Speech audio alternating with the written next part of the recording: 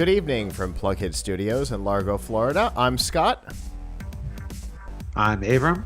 And we are here with episode 480 of F5 Live, Refreshing Technology, for October 15th, 2017, a proud part of the Tech Podcast Network. If it's tech, it's here. This week, Microsoft downsizes its offerings, Ziff Davis increases its gaming footprint, and Disney enhances your movie library.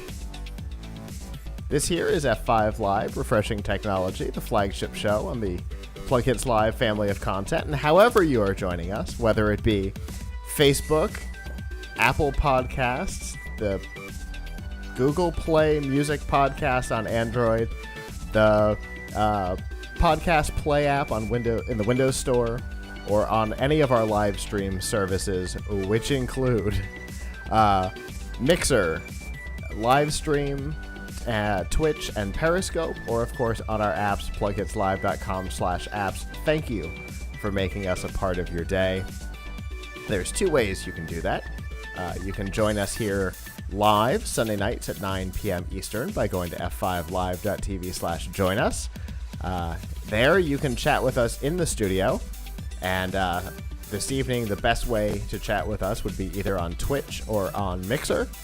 Those chat rooms are open here in the studio, but if you message us anywhere, we should see it. And Avram and I love to get input on the topics that we talk about throughout the show. And if you're not able to join us live, that is okay. You can also subscribe to our shows by going to PLUGHITZlive.com/subscribe. From there, you will see all of our shows, including F5 Live, Refreshing Technology, this one here, The Pilch Point with Avram Pilch, which in just a little bit, Avram is going to talk about some of the initial 8th gen Intel Core processors that he has gotten the to results, review, which we're really excited about. Our First Looks series, which dives into the world of FIRST Robotics, teams and sponsors. New episodes will be published all this week, so you want to subscribe to that. Our special events feed, of course, because we have an interview from AWA that's going to be published this week. We've also got some stuff coming from Anime EY in a couple of weeks. And then, of course, Avram and I are getting ready for CES, which starts in January, and all of that can be found in our special events feed. And, of course, there are other feeds there as well. So feel free to subscribe to all of those to see all of our content. And I think that is the spiel. Avram, how have you been? It has been the weirdest couple of months. I feel like I never get to see you anymore. I know. I don't like it, but I'm definitely glad that we've got a couple of normal weeks ahead of us now. So how have you been? Oh, it's that time of the show where Avram freezes up for a minute, so I guess I will continue to talk for a moment. Finally starting the 8th gen Core. Hey, there he is. Welcome back, Avram. It was that time of the show. Oh, it was my freeze time again? I'd like to figure out how to freeze that out. So, yeah, it's been an interesting time. We've had some cool products coming in lately. We're finally starting to see some 8th gen Core systems come, which is a big deal because, it's a major change in the processor, which we'll get to later. Kind of neat stuff. I think this was, I'm pretty sure this was since our last show that we did together. I got to test out the ThinkPad 25, which was pretty cool. It was nice. The 25th anniversary of the ThinkPad on October 5th. So that was neat. So there's there's some cool stuff going on.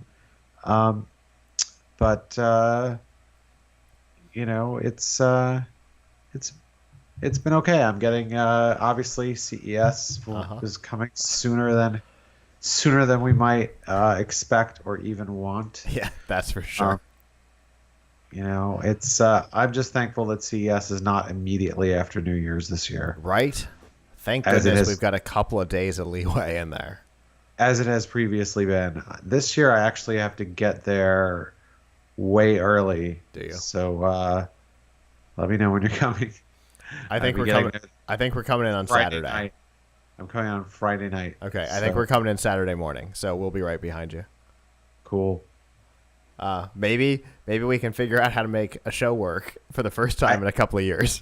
I would love to do that. Awesome. I would love to do that. I think it would be great. I'll see if I can even get something from CES, to bring on the show. If you know, I don't know.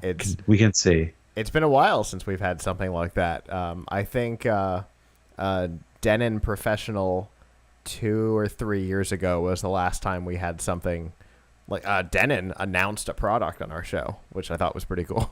It's been a while since that's happened, though. I don't know if we can announce a product, but I think we could. I might be able to borrow a product. Sure. That they just announced. Well, I don't know. We can try to find out. We'll see. We'll see. It'll have something to do with how soon the studio gets set up, because this year we will be going back to our live format that we've had in the past until this past CES. The Tech Podcast Network has done their live show. We will be doing that again this year, which we're very excited about. We will not be on the main convention center floor this year. We will actually be over at, I guess it's somewhere between the Venetian and the Sands, wherever Eureka Park is. Oh, wait, that's the best place to be. I agree. That's the best place to be. So I hope everyone listening to this show could stop by, because that's the best place to be. Eureka Park is where they have all the cool startups with all the interesting gadgets. It's definitely my favorite part of the floor, and the fact that CES allowed us to set up the studio in Eureka Park this year instead of on the main grounds is so exciting. Todd and I have been wanting to do like a Eureka Park focused live show for a couple of years, and the it's the CTA now. Finally allowed us to move our studio over to Eureka Park. So we're very excited about that. So we'll be back to the old ways of doing a live show. And of course, we'll have teams on the floor. We're going to have a large team from PLUGHITZ Live again, as we have the last couple of years. I think we've got 8 or 9 again this year, which always makes for a fun event. We are hoping for no big disasters this year. Fingers crossed, knock on whatever my desk is made out of. Because last year we certainly had some interesting things happen. So we're hoping that nothing weird happens this year.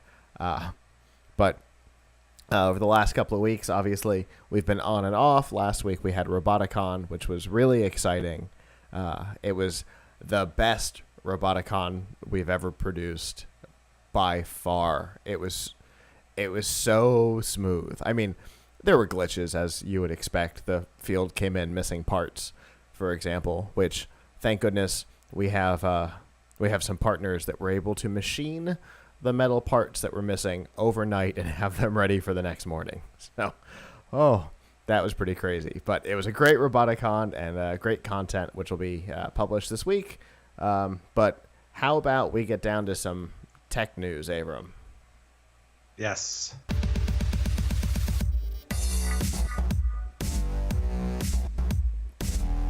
This week's Nifty Gifties on F5 Live is proudly powered by the Microsoft Store. Immerse yourself in a new reality. Imagine the thrill of VR combined with your actual real world with all of the new Microsoft mixed reality headsets.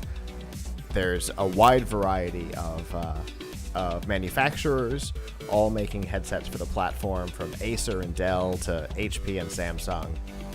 A wide variety of headsets, and with the update that comes out on this Tuesday, you will have finally have support for the platform. Plus, if VR is not your thing, it's okay. The Xbox One X is available for pre-order right now. You can also purchase Office 365 and a wide variety of other products and services, from laptops and tablets to I guess phones, if you want to go that way, or get into the Windows Store. And of course, there are student deals, 10% off on a tremendous number of products in the Microsoft Store for students by going to f5live.tv/Microsoft.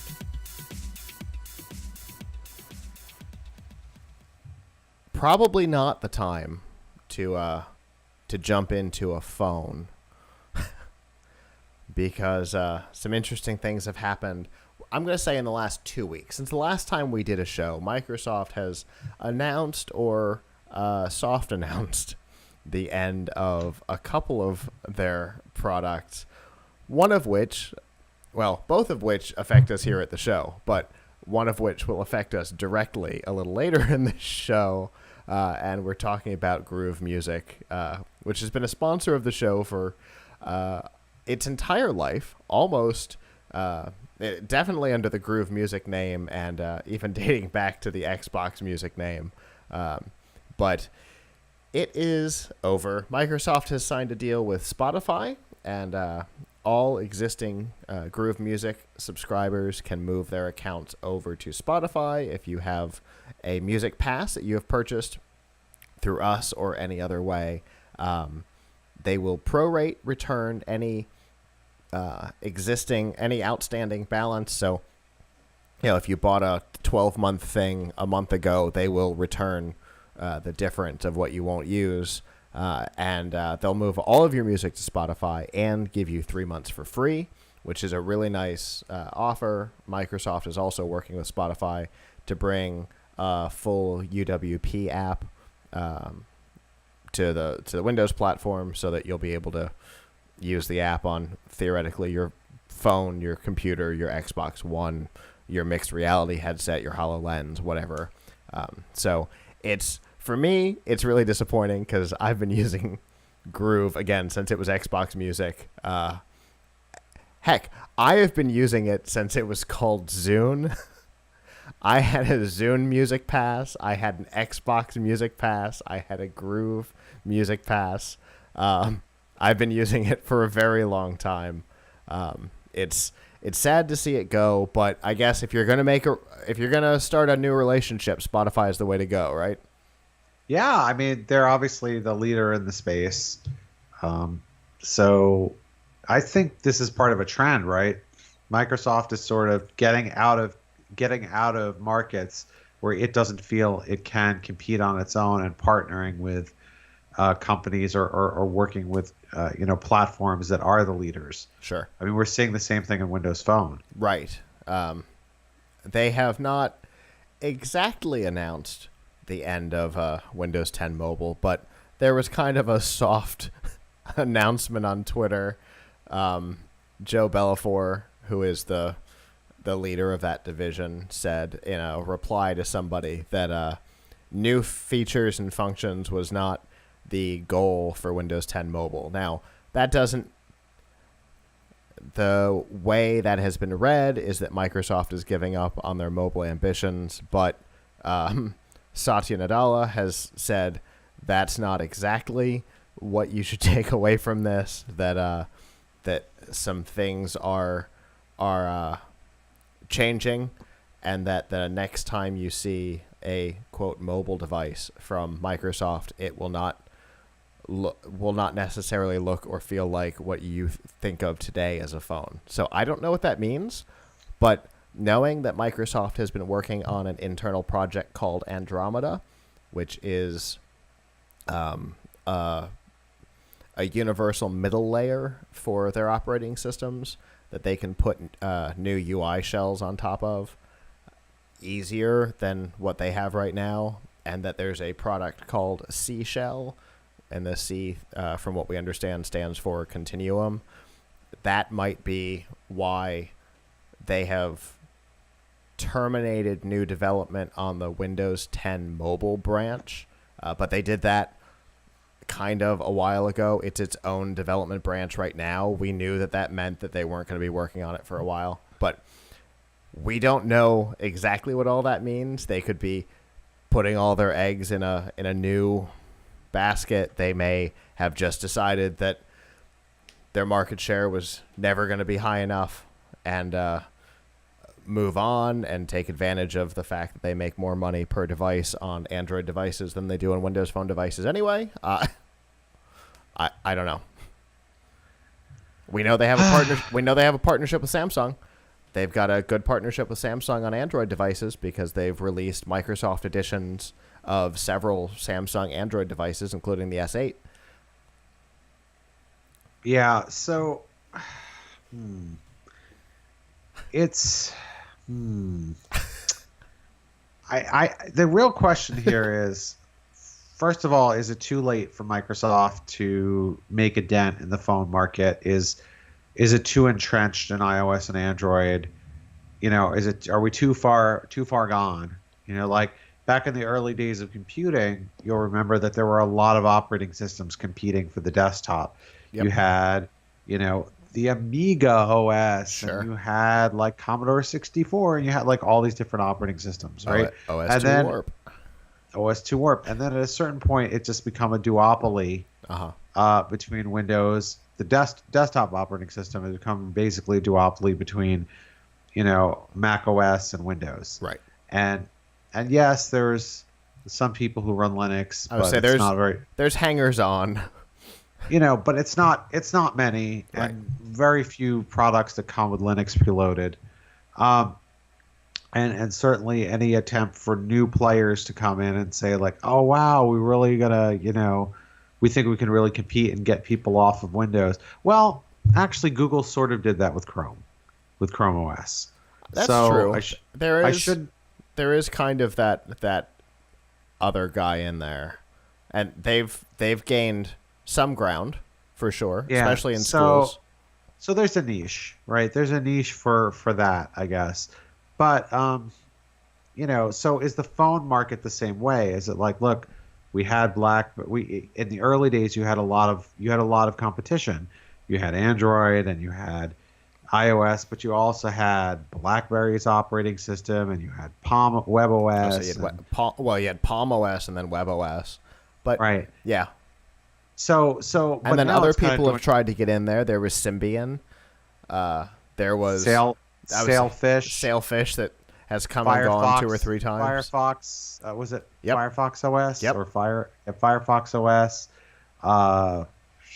And listen, I like to tell my my coworkers and my colleagues in the business that we're in the business of interesting, not necessarily the business of good. Yeah. So I'm all in favor of more and more operating systems coming out, sure, because they make life interesting and they don't all have to be perfect. But right. I think the thing is it too late for them? But on the other hand, there's something that Microsoft could do that would blow a lot of people away, I think, which is if they really brought the full Windows experience to your phone. Which is what Seashell is all about. So and I think something else that kind of plays into this is, do you remember the announced at Computex, was it Qualcomm Always Connected Computing Initiative? Yeah. So the idea there, and we're still waiting for these to come out, but there's supposed to be a bunch. Notice as we're coming toward the fourth quarter, we haven't heard anything about them. We were supposed to hear something by the end of the year, so maybe we won't be seeing anything with these for a while. But anyway, there's supposed to be a new generation of laptops based on, instead of using Intel chips or AMD chips, they would use Qualcomm Snapdragon CPUs, and they would run Windows 10 and a version of Windows 10 that can run every app, including non-Windows Store apps, what people call like Win32 apps or whatever, the kind that most people still use.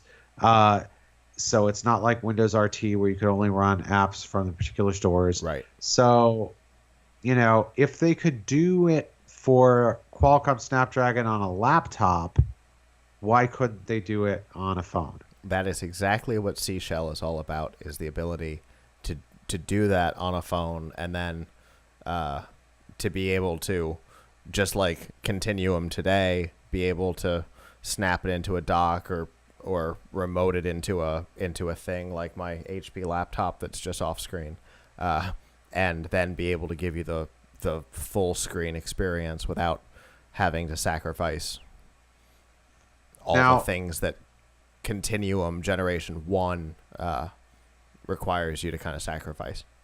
Yeah. Now I have to. My thought about Continuum always was that Microsoft really didn't want to give you the full PC experience because they were worried that, oh, if we make the phone too good of a PC experience, people won't buy PCs anymore, and we're going to cannibalize our business of working with computer makers and making our own computers. So is there a danger for them in making too good of a Windows phone? I don't think so. I think if they hadn't had that idiotic mindset from the onset, more than just more than just HP, which I've got, because here's an HP phone here in my hand.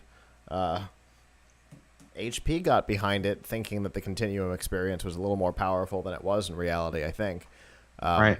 And then they just announced they're backing out, possibly in favor of waiting for Seashell to hit, because I think that's what people thought the Continuum was going to be more about. But from a technological standpoint, I understand why it wasn't and why it kind of couldn't be.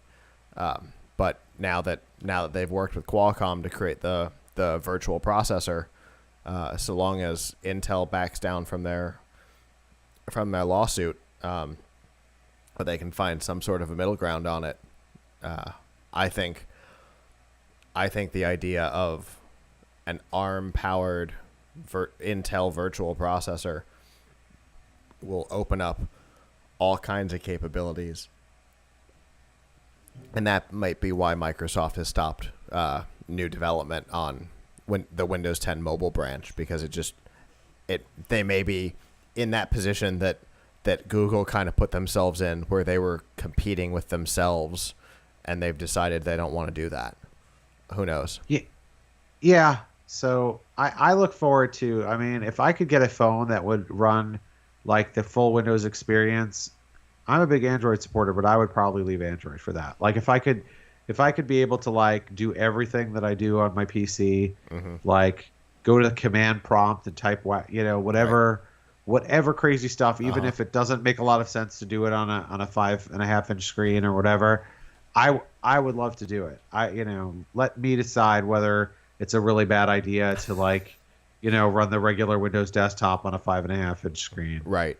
And if they give you the ability, and from what I understand about how Seashell works, you have the ability to, throw it in, have it essentially boot to Seashell mode or have it boot to regular mode, so that, when you're mobile, if you want that easier to use touch, experience, you can go to, the interface that looks like Windows Phone today, but still be able to launch desktop apps out of it, or have a more traditional desktop. Obviously, we learned with Windows Mobile 6 and before that, that can be a little painful sometimes. So I think that's why the whole Seashell thing is existing. But yeah, I'm really curious to see what's happening there.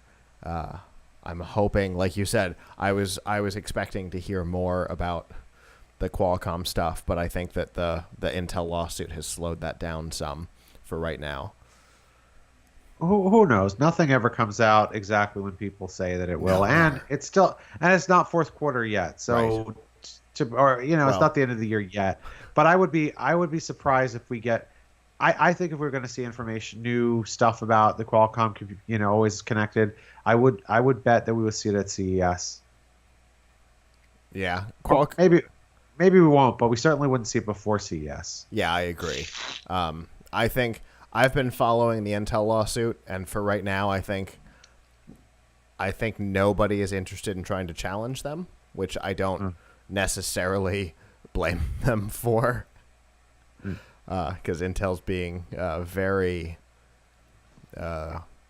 lawyery about it. So, but yeah. No telling what's going to happen there. Obviously, with Groove, we know what's going to happen. December 27th, the streaming service will go away. Any music that you have purchased through Groove, make sure you download it and store it somewhere, because that will be the end of it. So you won't want to lose that music. And the music tab inside of the Windows Store will also be going away. So that is the end of Microsoft's music ambitions, which is okay because I get off to Spotify, off to Amazon, off to there are other options. So enjoy.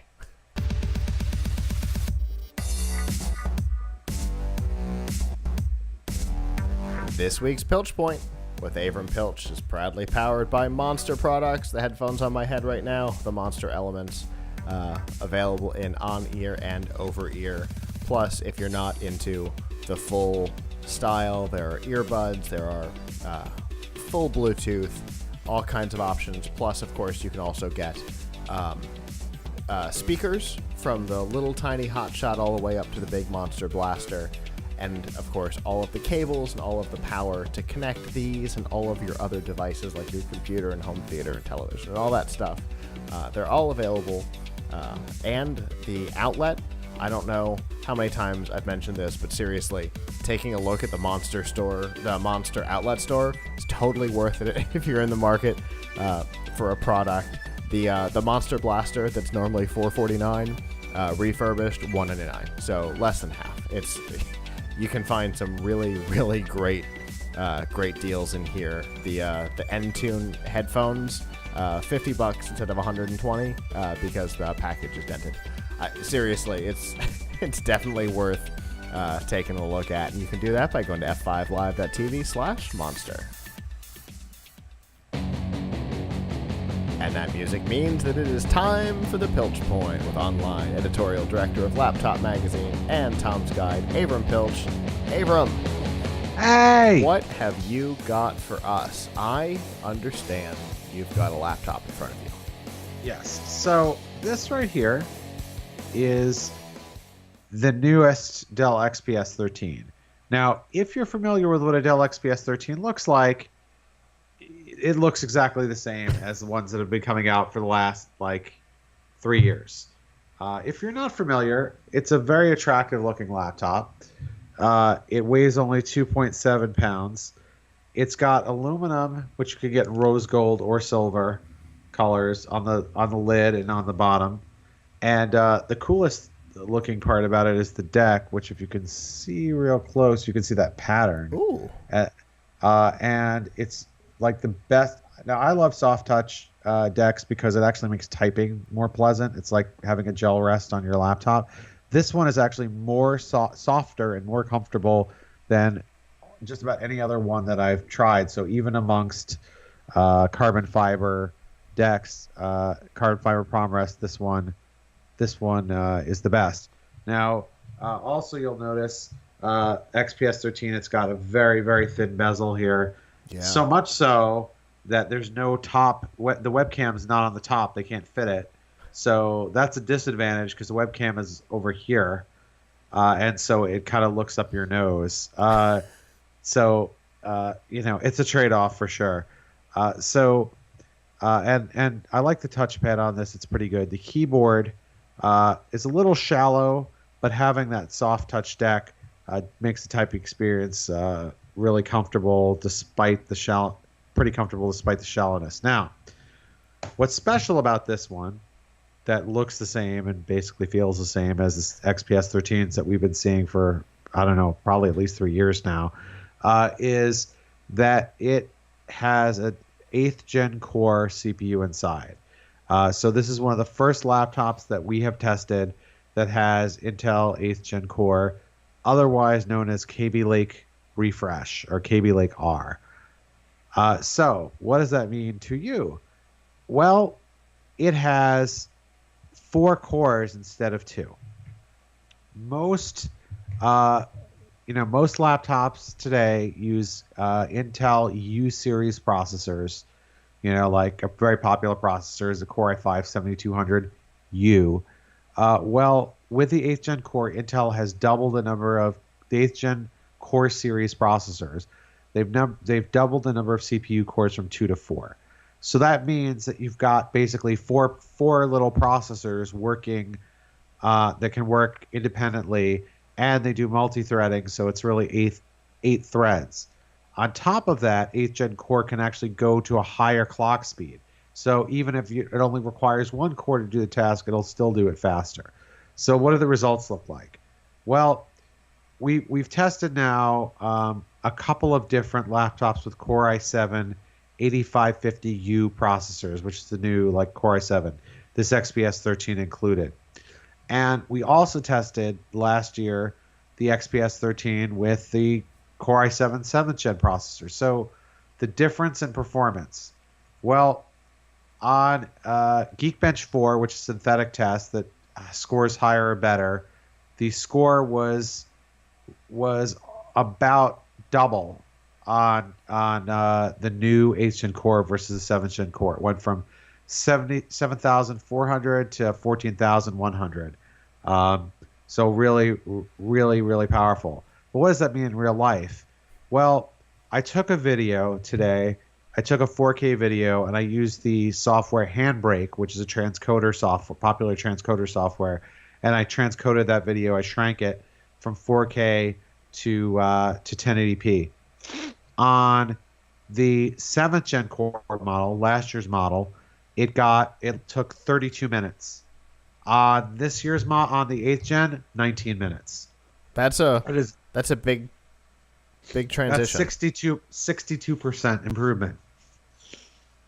That's a 62% improvement. So that's a task that takes advantage of multiple cores. Sure. So in a way that kind of nothing else does, like video encoding takes advantage of everything it can put its hands on.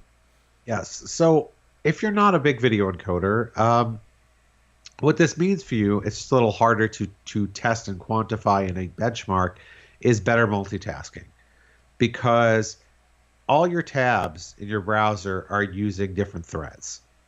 And so let's say you're playing video in one tab and you're writing an email in another tab, and you're doing something, and then maybe you also have Windows Update running. You may not even know you have Windows Update running, but it's running in the background. So you're constantly multitasking, whether you have 20 tabs open like I usually do, or you just have one browser open, you've got a lot of stuff going on in the background. So this way, there are 8 different possible threads and 4 different cores. That means that your system can do more tasks independently more quickly.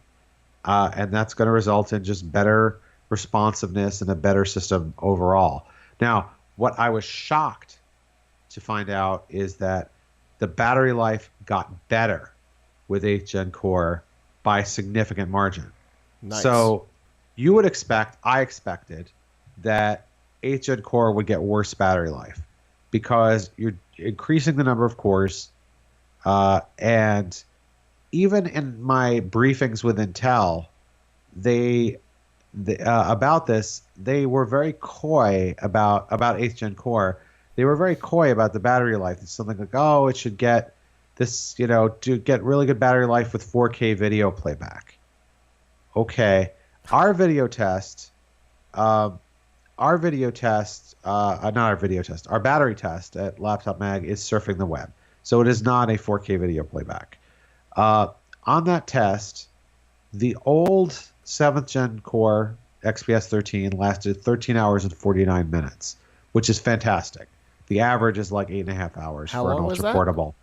13 hours and 49 minutes. Ooh. But wait, there's more. The new one, the 8th gen core one, 16 hours and 5 minutes. What? Now, they have the same battery, the same 60 watt hour battery.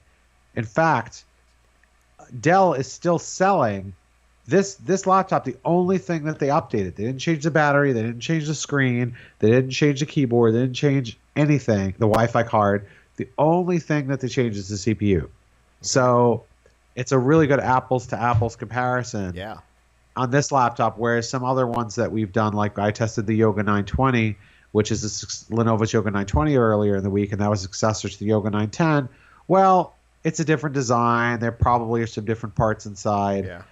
But this XPS, they're still selling the 7th gen ones alongside it, so they're both considered to be a current model. So, in other words, get the 8th gen core. For the XPS 13, which by the way has been our top-rated consumer laptop at Laptop Mag for a while. The 8th gen, we think this is a really great laptop for people because of the long battery life, because of the lightweight. It's 2.7 pounds, because it has a really beautiful, nearly bezel-free display, and because of the performance and design, and it has a good wealth of ports as well. I mean, here you got, and that's very hard to see. Well, it's got 2 full-size USB ports and a Thunderbolt 3 port. So you could connect, and an SD card reader. So you can connect to like anything you need, and it'll charge over Thunderbolt 3. So it's got a lot going for it. And you could get this version, which has the Core i7, 8th gen core processor, and a 256 gig SSD and 1080p screen for $1149 right now on Dell.com. So that's a pretty good deal. The Core i5 model, which is still 7th gen, is $899. So you're paying somewhat of a premium, but you're actually getting, but that's with a smaller SSD as well. So I think this is a pretty good deal. But overall, the message, let's say you're not interested in this XPS 13, you're just thinking, when should I replace my new notebook? Well, what we're seeing on this and on the Yoga 920, which I tested earlier, is these performance gains are similar across other 8th gen core laptops. So you might really want, and the battery life gain too, you might really want to wait to get a laptop with 8th gen core. The performance and battery numbers are noticeably better. And like an hour and a half, 2 hours more battery life. Like the Yoga 920 with 8th gen core, less than an hour and a half longer than, maybe an hour and 45 minutes longer than with 7th gen, than the Yoga 910, the prior model, which had 7th gen. So, and the batteries are not getting bigger. And if we just look at the XPS 13, the price difference between a 7th Gen 5 and an 8th Gen 7 is not much different than if they were both the same generation processor.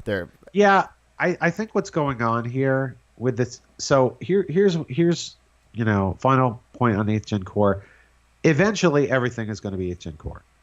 The way that it works with processors, you know this, but not everyone in the audience may, is that when Intel comes out with a new processor lineup, the manufacturers always get rid of the old one. That's it. That's the end. They refresh, and within maybe 6 months, most new laptops are running the new one. Because at some point, Intel stops selling them the old one. They don't, though, because my understanding is Intel still makes them for those who want it. I mean, that's true. And look, there's some laptops that are very, very slow to refresh, like Microsoft. I think Surface Book is still running like sixth gen, maybe. Is it running even 7th gen? So it's already going to be 2 generations behind. I mean, as of today, it's 2 generations behind, right? So, and Apple for a long time was a couple of generations behind, and so it's not like Intel stopped selling it to them, but most manufacturers see the refresh time as, okay, when Intel releases their new thing, we're going to release our new thing. And in many cases, it's not just changing out the processor like Dell has done here, but it's actually coming out with a whole new model that looks a little different. It has some other new features. It's like even if you don't care about the performance difference, you'll come for the performance, you'll stay for the new design. So, so in a lot of cases, laptops get refreshed at the same time Intel does their refresh.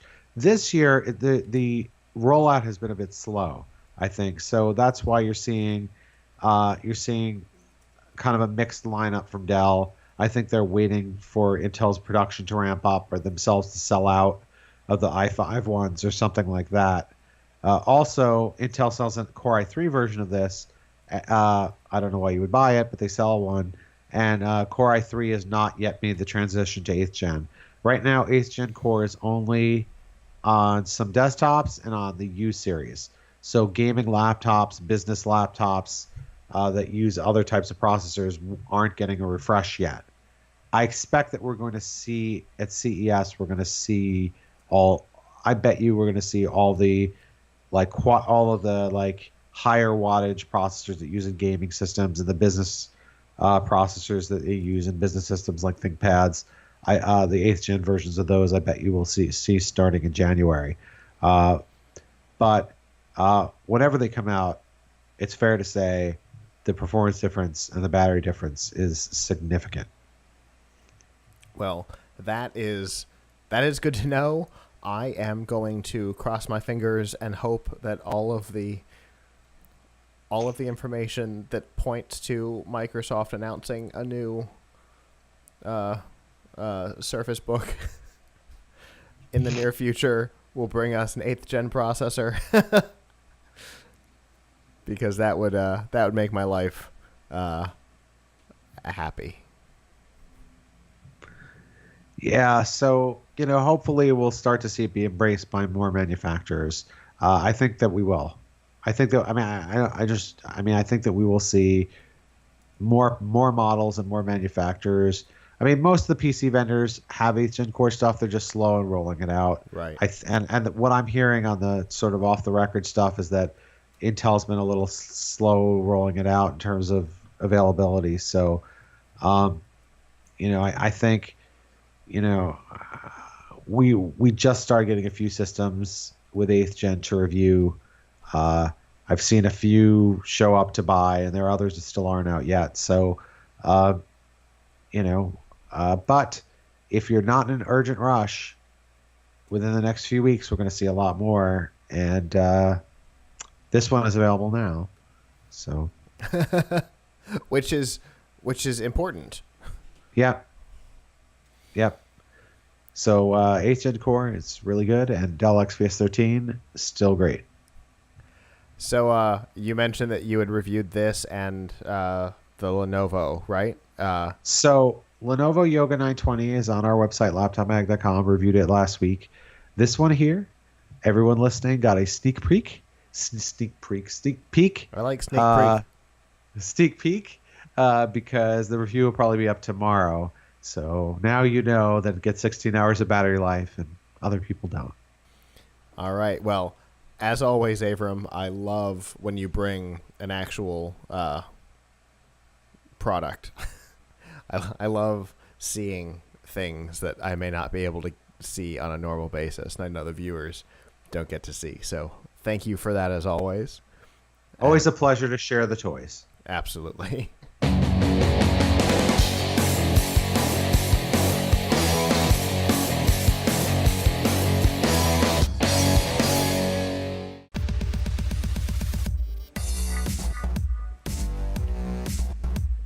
This week's Extra Life on F5 Live is proudly powered by Razer. All of the gaming accessories you could possibly want for PC gaming are available from Razer. Whether you're looking for a gaming mouse or a keyboard like the Black Widow, which has color changing lights and all kinds of fun stuff, or you're just looking for a headset, or you want to go full throttle and get a new gaming laptop like the new Razer Blade Pro, Razer has got you covered, and right now you can receive up to $700 in gifts when you buy a Razer Blade laptop, or you can get a free metal headset stand when you purchase the Razer Man-O-War gaming headphones, which are really great headsets. So check that out and all of the other deals available from Razer by going to f5live.tv/Razer. So this was something that was a bit of a surprise to me this week when I read it. Humble Bundle, which is a brand that most people are aware of. They started as a charitable organization to you would buy games, kind of name your own price, a little price liney, but works. And then you could decide how much money went to charity and how much money went to different things like the developer and to Humble Bundle themselves. Ooh, my headphones just got loud.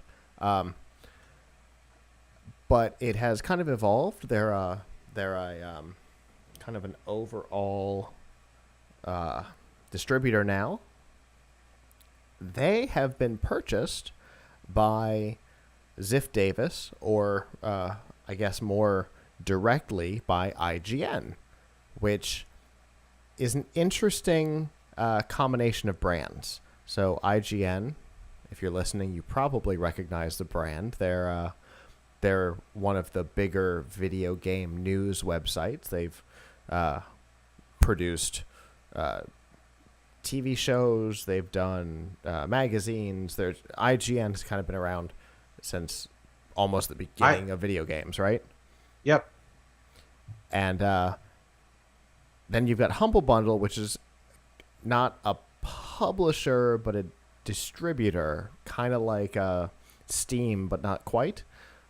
So that's an interesting combination for Ziff Davis to get to put together, because now IGN is going to be a brand that you can publish, buy, and review all kind of in one place, which is an interesting place for Ziff Davis, who I think most people who know the brand think of magazines when you think of Ziff Davis. I mean, there was Tech TV and, things like that, but for the most part, most people think magazines, and then the modern version being, online publications. It's interesting for them to diverge into this kind of new publishing realm. Yeah, well, I think that publishers are looking for ways to diversify and bring together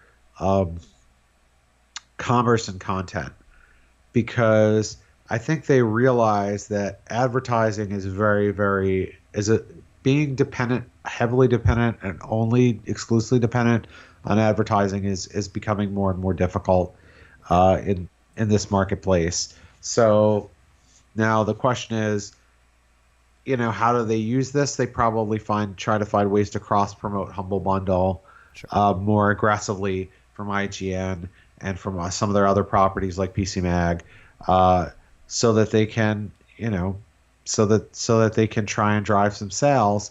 So, if that works for them, basically, if they're a good advertiser for themselves, basically, then that works out well for them. Now, if you're an editorial, you might be like, well, what does this mean? But I think it's actually a good thing. I think it's good for, I think it's good. It could be good for the health of that company, and that company makes some real. I have a lot of friends who work at various properties of theirs, like PC Mag, and they do great work. And so, I think if this helps the company thrive, I think that's wonderful. Yeah, and if it gives the ability to, on both fronts, right? So if it gives the ability for more people to know about what the Humble Bundle idea is, and how the good that it's done in the industry, I think that's a great thing as well. Yeah, so I think there's a good opportunity for cross promotion here. Yes, on the face of it, it's like, why is a media publisher buying this kind of commerce site? But hey, I think it really depends on whether or not they're going to make it work.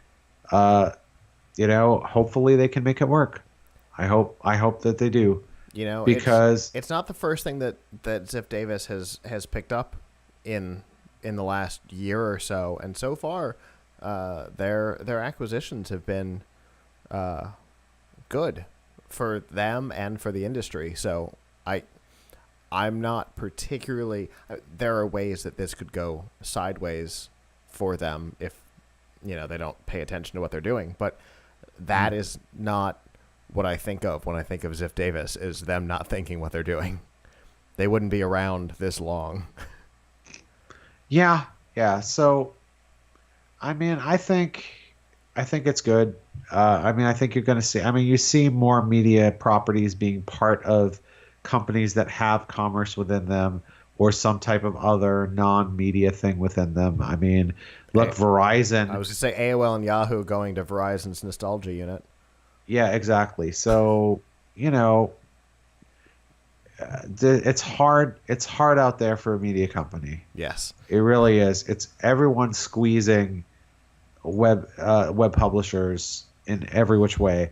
Advertisers don't want to pay as much, and they have so many different places they can go, like Facebook and Google as well. A lot of the ads are sold programmatically, so they could drive costs way down. And then you've got ad blockers on top of it. And you've got ad blockers, which, you know, basically people taking the ads away so that they can get the content without looking at them. But meanwhile, you know, the people who are doing the work aren't getting paid. Right. So, you know, unfortunately, until we live in a world where we get where we all have robots to do our work and we live a life of leisure, we need to get paid even for fun jobs like the ones that we have. So, anything to make media companies and tech publishers more successful, more profitable, allow them to keep paying their employees and hire more people, I think is a great thing. For sure. And one of the things they want to do is they want to add actual publishing instead of just distribution to the Humble Bundle brand, which is a really hard brand name to say. I don't know if everybody feels that way, but I totally feel like that's a hard brand name to say. Anyway, that's not the point. Yeah.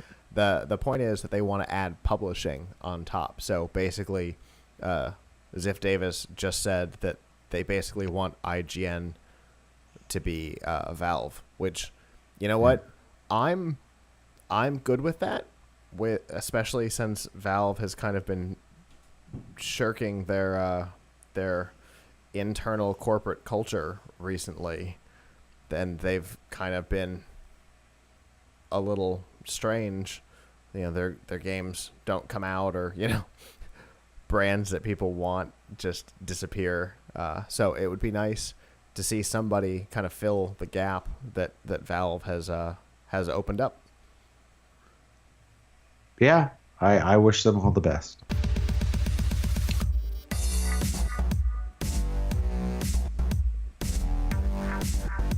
This week's news from the tubes on F5 Live is proudly powered by RiffTrax. Make fun of movies, or, you know, let the professionals do it for you, because that's what they get paid to do. The guys who used to do Mystery Science Theater 3000 are back and doing what they do best, making fun of movies.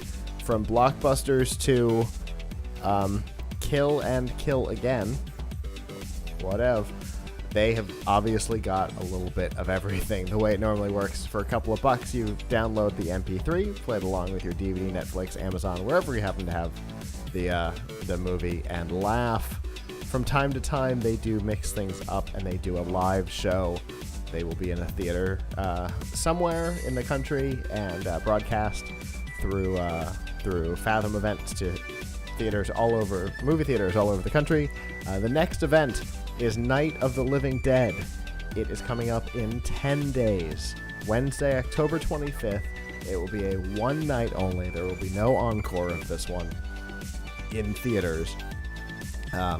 And they're always great. The live events are fantastic. If you have the opportunity, you should definitely go.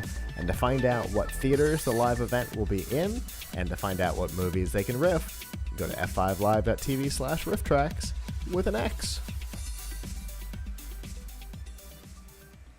So, obviously we've talked a number of times about cryptocurrency. It's a topic that's been in the news a lot because Bitcoin just hit 5,000 this week, which was this week or last week. I think it was this week.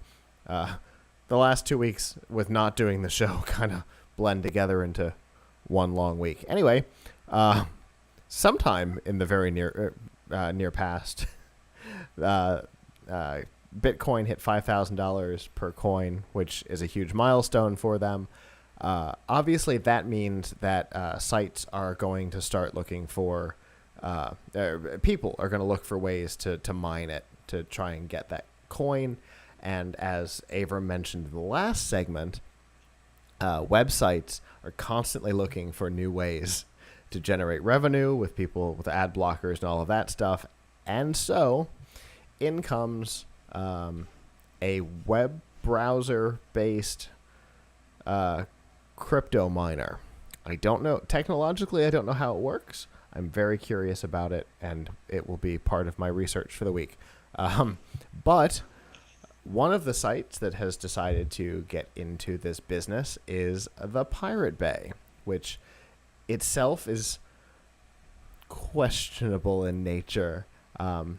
Essentially, they have been trying to find a way to stop running porn ads on their site because it's the only way that they've been able to generate enough revenue to keep the fairly expensive service going, since they have to change countries all the time, and it's the nature of being a pirate. Anyway, they have turned on a browser-based crypto miner that will take advantage of your GPU and CPU whenever you are browsing their site to mine currency for them.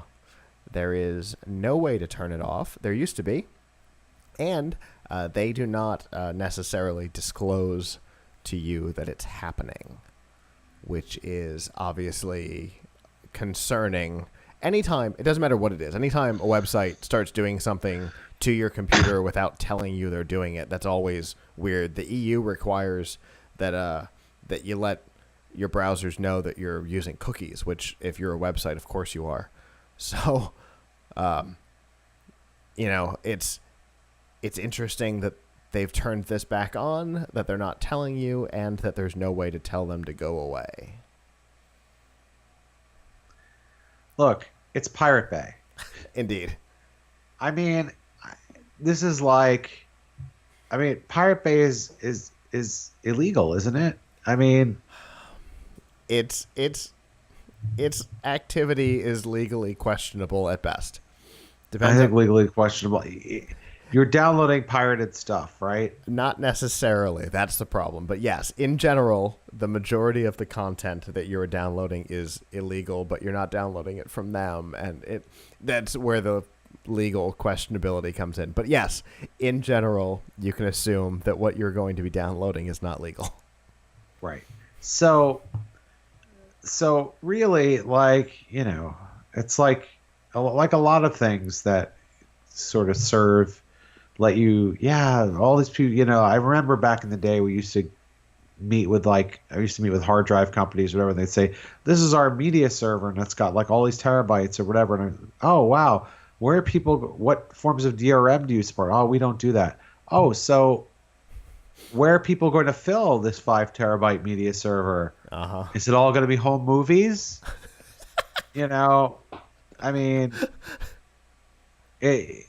can't there's very few things that are not, I think the Internet Archive has some like really ancient movies that have fallen out of copyright that you can get. Sure. That are in horrible condition. You could download every episode of our shows. Ah, okay. There you go. You could download every episode of our shows. You can also download, I like to use this for like video compression tests and whatever, because there's actually a totally freeware movie called Tears of Steel that is 12 minutes long from the Blender Foundation. You could watch that. You could download 1 million copies of that. Sure. That's like 12 gigabytes in its largest form. But anyway, I digress. So Pirate Bay. 12 gig. Wow. Yeah, something. I got the 6 gig version, and that's the one, by the way, that took like 32 minutes to compress. Uh-huh. And anyway, I had a feeling. So my point is, so you're doing something that's, when you go to Pirate Bay, you're kind of playing in an illegal space. Right. The least thing, if you're not getting malware and all they're doing is using some of your CPU cycles, you should count yourself lucky. Indeed. That's now. I'm very interested in how they're doing it technologically. Yeah. Is it something that they're doing using Ajax or something, like they make your computer do some calculations using JavaScript and then send it back to them via Ajax? And is that really better than just not than the CPU cycles they're using to send you the web page? I don't know. So apparently there's there's a service. I'm trying to get to the name of it. I have it here somewhere. But there's a service when you look at your network transfers. Here we go. CoinHive,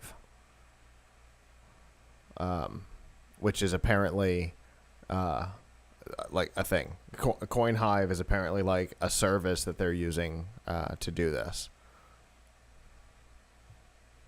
Yep. I mean, people really, opt out. People should, how can you complain about something that's basically you're participating in, that you're basically participating in an activity, which is, with your browser, which is a lot of people do, but is illegal and you download illicit stuff. So like, you can't really, if you go to the Pirate Bay, I don't think you expect, you shouldn't expect to be treated with a velvet glove, Indeed. But the fact that, so I'm on the CoinHive website right now, and it looks like it does not require more than 2 lines of JavaScript to get it started. Now, the question is, are other websites going to be doing this? Are a lot of them going to be doing this? Because it sounds like... That is the thing. I think that's where the real interesting aspect of this comes from, is if there's a service out there to do this, that's an indication that somebody is selling this, and the Pirate Bay can't be the one and only. Yeah, they're probably not. So there'll be a new... This is what'll be going on for a little while until somebody like Google blocks it, or conversely, this is interesting. I should look into this. Maybe I can make a plugin called Bitcoin mining blockers. It wouldn't be hard to figure out. Like, I guess it could get around you, but if you knew what URL it was all coming from, until they change up what they're doing, it's easy enough to figure it out and block it from using your. But what is it really doing to you? It's just sending some data from your connection. So like, sure, and using your processor to process things. Holy cow, that's the least thing that you owe for the stuff that you're getting. I mean, you know what I mean? Like, if you're buying stuff off the back of the truck and they give you back incorrect change, you really don't get to complain. Indeed. I'm looking. It's interesting. I'm at the top of their website because, like I said, I'm on CoinHive right now. They've got a little start mining button at the top just so you can see what you're capable of. And based on their default settings, I'm doing 11 hashes a second, which, and on my Surface Book over Wi-Fi, I'm doing 11 hashes a second, which, in general, not bad. So one thing I don't understand about Bitcoin mining is how many hashes would you need to actually mine a Bitcoin? Oh, a lot. Right. Lots and lots. Because I was reading about this the other day. I was like, oh, how much would it take? And the more difficult, the easier it gets, the less it's worth, right? So Bitcoin is different than some of the other ones. So Bitcoin has an unlimited, well, not necessarily an unlimited, but over time, the number of coins available to mine decreases, which is where the forced increase in value comes from. But things like something like Ethereum, which is a totally different platform, I don't quite know how it works. I know that they keep coming though, and it does not seem to be based on time. I know just enough about this stuff to know that I don't know anything about it. Yeah. I understand. I know a little less. I know less than you. I understand now, thanks to a woman that I met at Collision this year. I understand the background on it, the blockchain concept, kind of well, but how that then becomes cryptocurrency, I'm less than confident in. Yeah, I need to like take a class or like watch a really long video on this or something because I feel so ignorant every time people talk about blockchain and cryptocurrency but bottom line for those who are also feel ignorant about this topic is they're using your CPU cycles to help them make money and in a way that doesn't it doesn't pose the threat that even ads, right? Because running ads on a website, there's always the possibility that a bad one gets in there. Even G4 a number of years ago ended up with one of the ads on their site through Google was a malicious ad, and you started getting malware, and it showed up on G4 and Yahoo, and like that happens from time to time on legitimate websites. And sites that, like you said, a lot of stuff is purchased programmatically, which obviously makes our ability to filter the potentially iffy stuff harder. So, if they can generate the revenue without the potential of spam ads and garbage installing stuff on your system, that might actually be a better revenue model. Yeah. So, yeah. So, I mean, I think of this as being like remember SETI at home? Uh-huh. It's Absolutely. like SETI at home, but I did folding at home, but yeah, same idea. Right. So instead of trying to help NASA find or intelligent life in the universe, you're trying to help Pirate Bay make a buck for giving you illegal stuff. Exactly. So it's definitely a conversation. Like, okay, so we haven't done this in a while. We would love to have this conversation. Find us on Facebook. Find us on Twitter. We'd love to hear your input on this particular topic because it's definitely interesting and something that could potentially affect the two of us, right? Because if it turns out the majority of people don't care and or prefer it to traditional advertising, this may be the revenue model for companies like ours in the future. So I doubt it's going to make. I doubt that Bitcoin. I mean, you can't buy much. The places you could buy things with Bitcoin and the amount of mining you'd have to do seems a bit much. But I guess the question is, are you getting paid by the company that is mining? So like, yeah. Yeah. So let us know your opinions. Find us PLUGHITZ Live on Facebook, Twitter, Instagram, basically anywhere. Find us and let us know your opinions on it.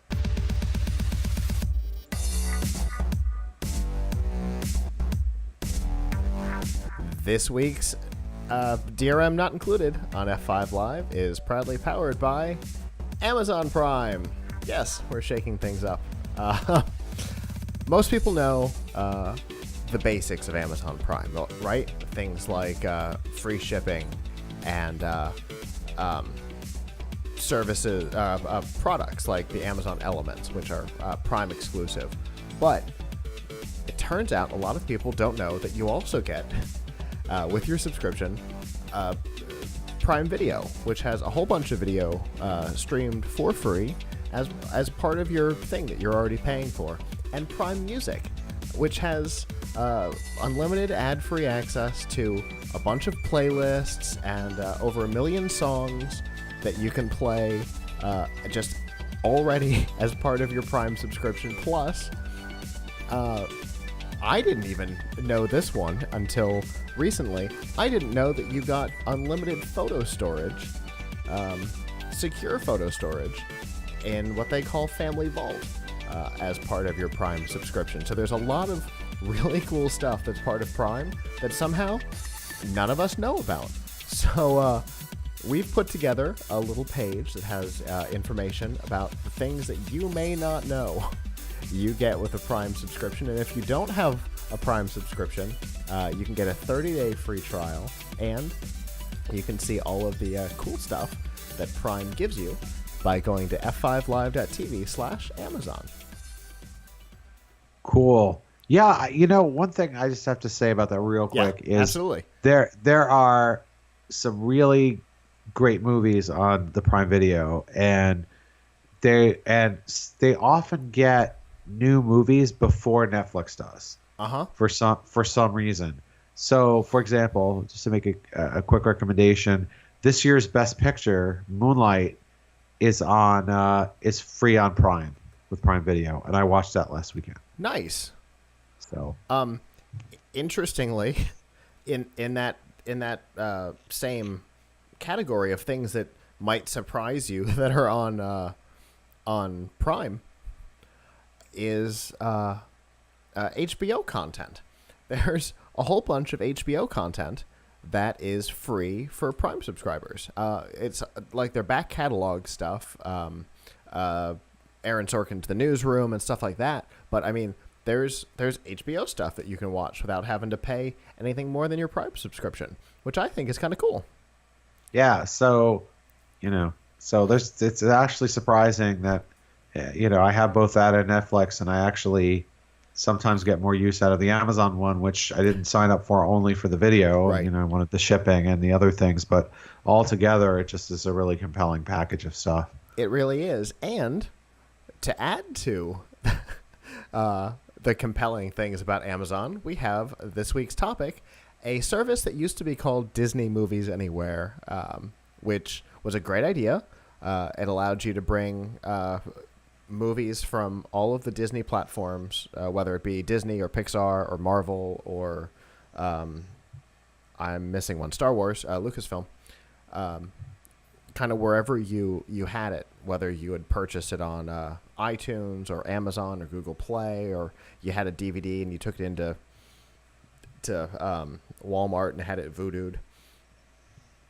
Wherever you had bought it, you could bring it all into Disney Movies Anywhere, and Disney has the concept has expanded, and it's no longer just Disney movies. In fact, it is content from most of the major studios, with a couple of more in the works right now. But I mean, it's 20th Century Fox, it's Sony, Universal, Disney, Warner Brothers. So basically, most of the stuff that matters, right?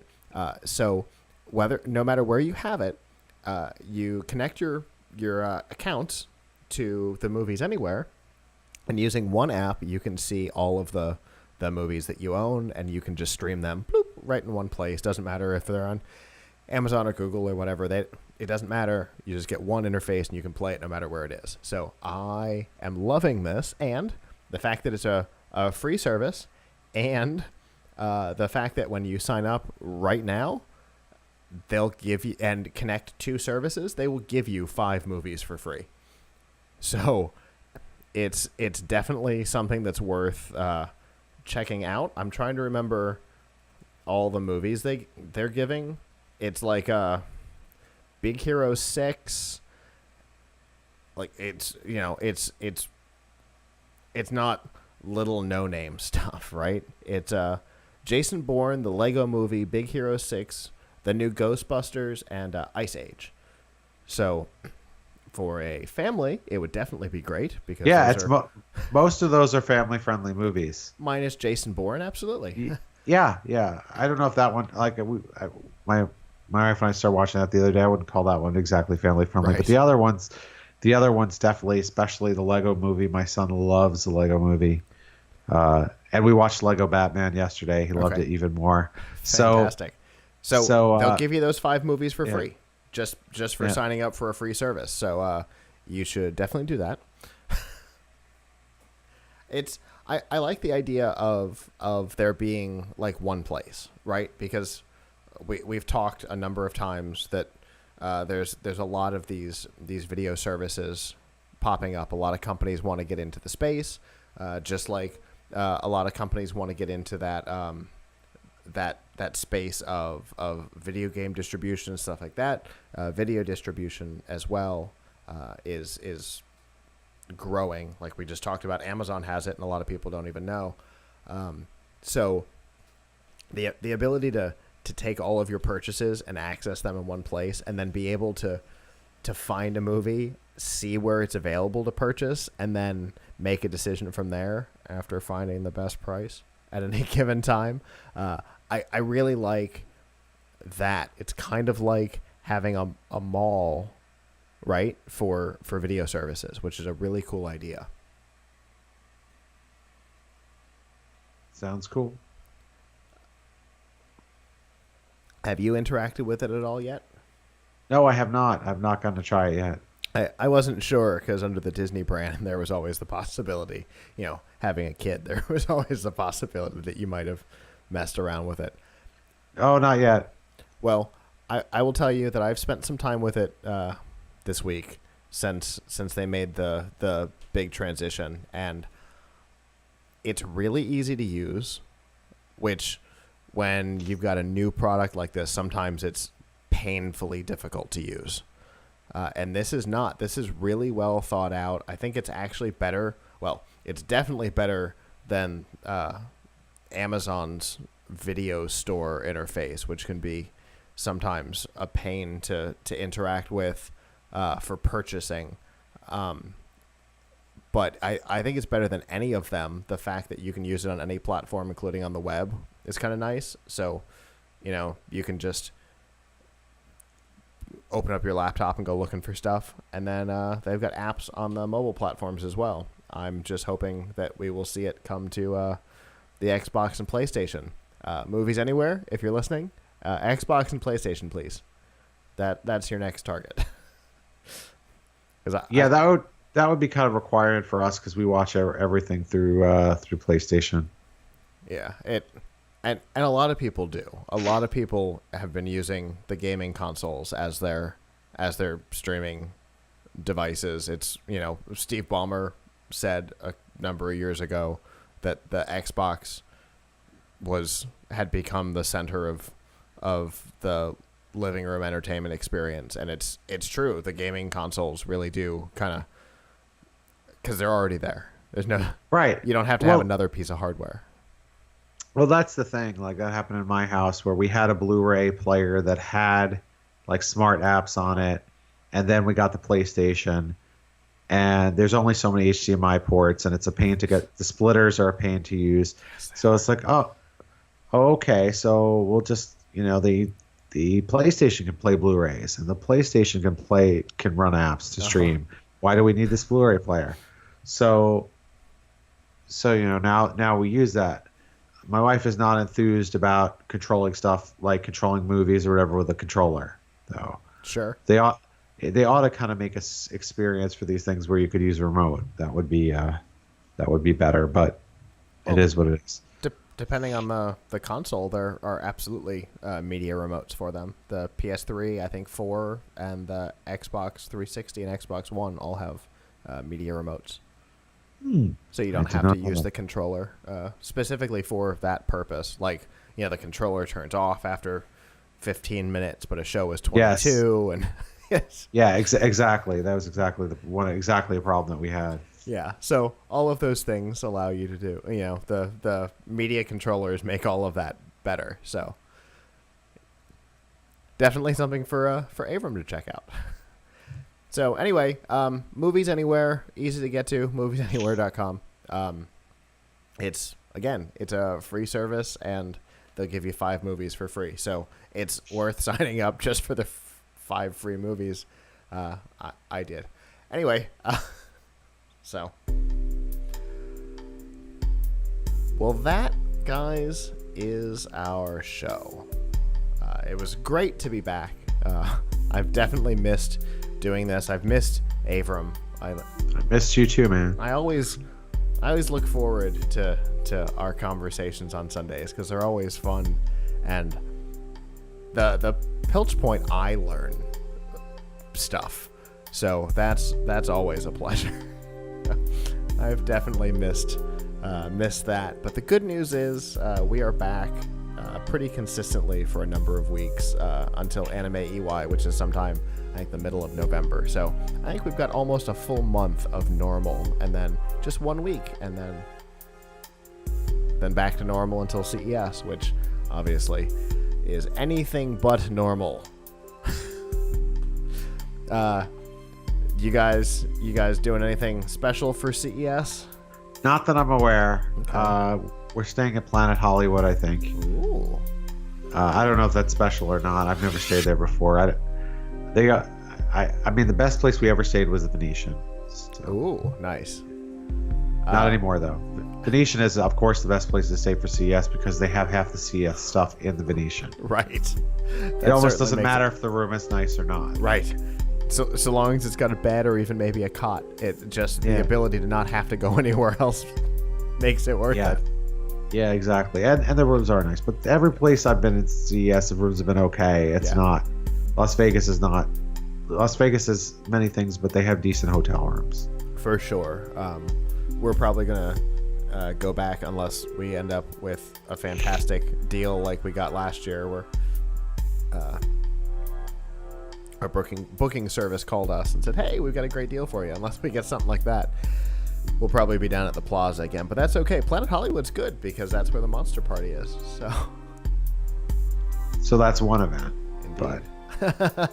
But to be in like the Venetian or for sure. Just almost everything is there. Well, that is coming up way too fast for my likes. But we can pretend it's not. On Sunday nights, we can pretend it's not and just have some fun. Anyway, so that's the show. On behalf of the staff that's not here, I'm Scott. I'm Avram. And we will see you guys back next week. Ciao.